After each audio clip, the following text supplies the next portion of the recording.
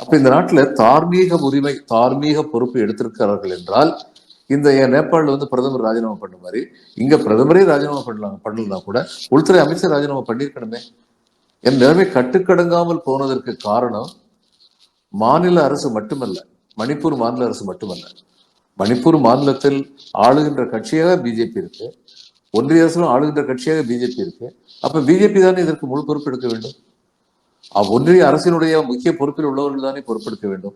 இதெல்லாம் பார்க்கும்போது நமக்கு என்ன வருத்தம் வருதுன்னா, ஒரு சின்னஞ்சிறு நாடாக சில ஆண்டுகளுக்கு முன்பு வரை ஒற்றை ஆட்சி முறை, மன்னர் ஆட்சி முறையாக இருந்த ஒரு நாட்டில் கூட, அது மன்னராட்சி இருந்தது, ஆனால் அவங்க ஒரு கான்ஸ்டியூஷனல் கவுங்கிற மாதிரி தான் குடியாட்சி முறை அங்கே இருந்தது. அது ஒன்று முதல்ல மகேந்திரர் காலத்தில் இல்லைன்னு இருந்தது. நேருடைய காலத்துல இவர் வந்து நேபாள அரசு சொன்னாரு, நீங்க எங்களை வந்து உங்களோட இணைச்சுக்கோங்கன்னு சொன்னார். எதுக்காக சொன்னாருன்னா, நேபாள் காங்கிரஸ் வந்து டெமோக்ரஸி வேணும்னு சண்டை போட்டுக்கிட்டு இருந்தாங்க. இவருக்கு அதுக்கு விருப்பம் இல்லை. நீங்க எங்களை உங்களுடைய மாநிலம் இணைச்சிருக்கீங்க நேரு கடிதம் எழுதுனார். ஆனா ஜனநாயகவாதியான நேரு வந்து அதை ஏத்துக்கல.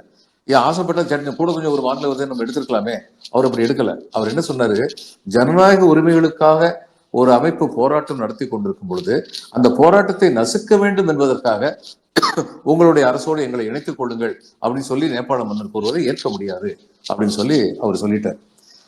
சரி, அங்க உள்ள குடியரசு வந்து நம்முடைய குடியரசை விட இளைய குடியரசு தான்.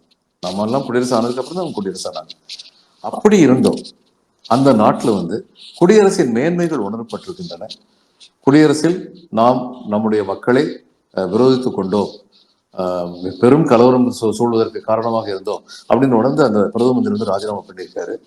நம்ம நாட்டில் வந்து எத்தனையோ உயிர்கள் இழக்கப்படுகின்றன.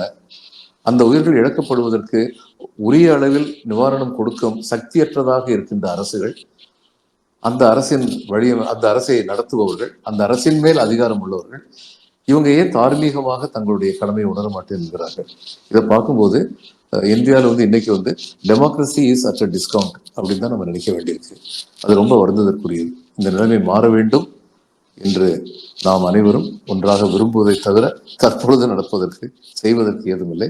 ஆனால் ஓய்ந்து விடக்கூடாது. தொடர்ந்து நம் குரல்கள் ஓங்கி ஒலித்துக் கொண்டே இருக்க வேண்டும். ஜனநாயகத்தின் மேன்மையை மறுபடியும் நிலைநாட்டப்பட வேண்டும் இந்தியாவில் என்று நாம் அனைவரும் தொடர்ந்து குரல் கொடுத்துக் கொண்டே இருக்க வேண்டும்.